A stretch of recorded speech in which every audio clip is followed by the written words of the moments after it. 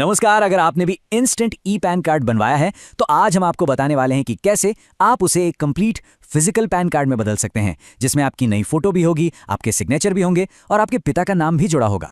देखिए, instant e PAN card कुछ ऐसा ही दिखता है ना? आधार वाली पुरानी फोटो, सिग्नेचर की जगह खाली और पिता का नाम भी नहीं होता। लेकिन टेंशन की कोई बात नहीं है। इस पूरे प्रोसेस के बाद आपका पैन कार्ड एकदम अपडेटेड हो जाएगा, बिल्कुल वैसा जैसा दाईं ओर दिख रहा है। तो आइए एक बार देख लेते हैं कि पूरा प्रोसेस क्या है। हम सबसे पहले समझेंगे कि ई पैन में दिक्कत क्या है, फिर ऑनलाइन एप्लीकेशन कैसे शुरू करनी है, फॉर्म कैसे भरना है, डॉक्यूमेंट्स और पेमेंट का क्या करना है, और आखिर में जो ऑफलाइन स्टेप्स हैं उन्हें कैसे पूरा करना है। तो सबसे पहला सवाल, ये प्रॉब्लम आती ही क्यों है? आखिर आपका इंस्टेंट पैन कार्ड अधूरा होता ही क्यों है? वजह बहुत सिंपल है और वो इसके बनने के तरीके में ही छिपी हुई है। ऐसा इसलिए होता है क्योंकि इंस्टेंट ई पैन सीधे आपके आधार से डेटा उठाता है और आधार डेटाबेस में आपके सिग्नेचर या पिता का नाम नहीं होता। फोटो भी वही पुरानी आ जाती है। चलिए अब इस प्रॉब्लम को ठीक करने के लिए ऑनलाइन प्रोसेस शुरू करते हैं और देखते हैं कि एप्लीकेशन की शुरुआत कैसे करनी है। शुरुआत बहुत आसान है। सबसे पहले पैन सर्विस की वेबसाइट पर जाकर एप्लीकेशन टाइप में चेंजेस और करेक्शन वाला ऑप्शन चुनें। फिर कैटेगरी में इंडिविजुअल सिलेक्ट करें। इसके बाद अपनी बेसिक डिटेल्स जैसे नाम, जन्मतिथि, ईमेल और मोबाइल नंबर भर दें। आखिर में अपना पैन नंबर और कैप्चा डालकर सबमिट कर दीजिए। जैसे ही आप सबमिट करेंगे आपको स्क्रीन पर एक टोकन नंबर दिखेगा।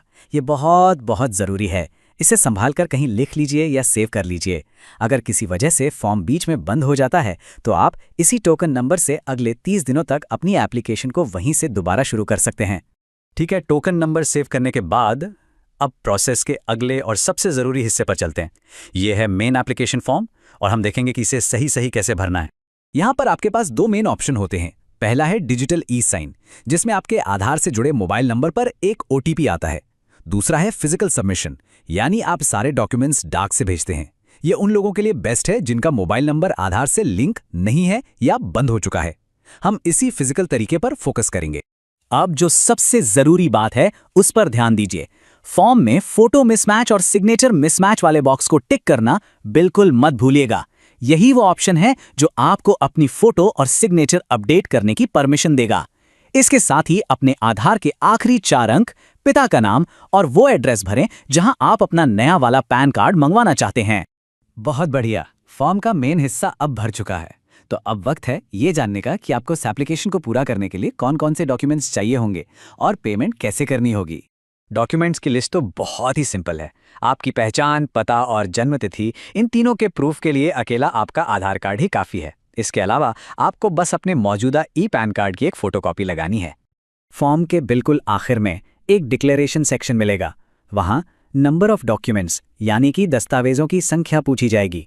यहाँ आपको 2 लिखना है क्योंकि आप एक आधार कार्ड और एक पैन कार्ड की कॉपी जमा कर रहे हैं। इस पूरे प्रोसेस का जो टोटल एप्लीकेशन चार्ज है, जीएसटी वगैरह मिला के, वो है सिर्फ 107 रुपये। पेमेंट करने से ठीक पहले आपको एक प्रीव्यू पेज पर आपके जरिए भरी गई सारी जानकारी एक बार फिर से दिखाई जाएगी। उसे ध्यान से चेक कर लीजिएगा। सब कुछ सही होने पर आप यूपीआई, डेबिट या क्रेडिट कार्ड या नेट बैंकिंग किसी भी तरीके से ऑनलाइन पेमेंट कर सकते हैं। बहुत अच्छे, आपका ऑनलाइन काम अब पूरा हो गया है। लेकिन रुकिए, प्रोसेस अभी खत्म नहीं हुआ है। अब हम इस एप्लीकेशन को पूरा करने के लिए आखिरी और सबसे ज़रूरी ऑफलाइन स्टेप्स पर चलते हैं। आपको बस 4 आसान से काम करने हैं। सबसे पहले जो फॉर्म डाउनलोड हुआ है उसका प्रिंट आउट निकालिए। फिर उस पर अपनी 2 नई पासपोर्ट साइज फोटो लगाइए। इसके बाद फॉर्म पर 3 जगहों पर साइन कीजिए और आखिर में अपने डॉक्यूमेंट्स की फोटोकॉपी इसके साथ अटैच कर दीजिए। अब इस स्लाइड पर खास ध्यान दीजिए क्योंकि साइन बिल्कुल सही जगह पर करना बहुत ज़रूरी है। पहला साइन आपको पहली फोटो के ऊपर, आधा फोटो पर और आधा फॉर्म पर इस तरह से करना है। दूसरा साइन दूसरी फोटो के ठीक नीचे दिए गए बॉक्स के अंदर करना है और तीसरा और आखिरी साइन फॉर्म के सबसे लास्ट पेज पर नीचे की तरफ करना है। जब आपका फॉर्म, फोटो, साइन और डॉक्यूमेंट्स सब कुछ रेडी हो जाए तो इन सबको एक लिफाफे में डालकर अपनी स्क्रीन पर दिख रहे NSDL के इस पते पर डाक से भेज दें। तो इस पूरे प्रोसेस की सबसे ज़रूरी बातें एक बार फिर से दोहरा लेते हैं। अपना टोकन नंबर ज़रूर सेव करें। अगर मोबाइल आधार से लिंक नहीं है तो फिजिकल वाला ऑप्शन ही चुनें। फॉर्म पर तीनों सही जगहों पर साइन करें और अपने डॉक्यूमेंट्स को बिना देर किए डाक से भेज दें। ये पूरा प्रोसेस हमें एक बड़ी दिलचस्प चीज़ दिखाता है कि कैसे डिजिटल और फिजिकल प्रोसेस आज भी साथ साथ चल रहे हैं। भले ही हमने एप्लीकेशन ऑनलाइन शुरू की, लेकिन इसे पूरा करने के लिए हमें फिजिकल डॉक्यूमेंट्स भेजने ही पड़े। यह हमें सोचने पर मजबूर करता है कि जैसे जैसे सारी सरकारी प्रक्रियाएं ऑनलाइन हो रही हैं, हमारे फिजिकल आइडेंटिटी डॉक्यूमेंट्स का भविष्य क्या होगा। और अब पैन कार्ड से जुड़ी सेवाओं की बात हो ही रही है, तो आपके लिए खास जानकारी है कि आप मुफ्त में NSDL आईडी कैसे पा सकते हैं। ये वीडियो देखने के लिए आपका धन्यवाद।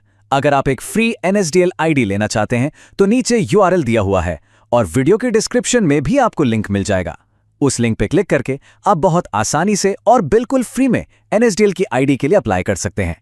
देखिए, इस NSDL आईडी के जरिए आप कई ज़रूरी सेवाएं शुरू कर सकते हैं, जैसे कि पैन कार्ड बनाने की सर्विस, उसे अपडेट करने की सर्विस और दूसरी भी कई महत्वपूर्ण सुविधाएं।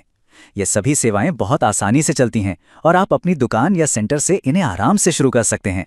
तो नीचे दिए गए URL पर क्लिक करें या वीडियो के डिस्क्रिप्शन में भी लिंक मिल जाएगा और अभी तुरंत फ्री NSDL आईडी के लिए आवेदन कर दीजिए।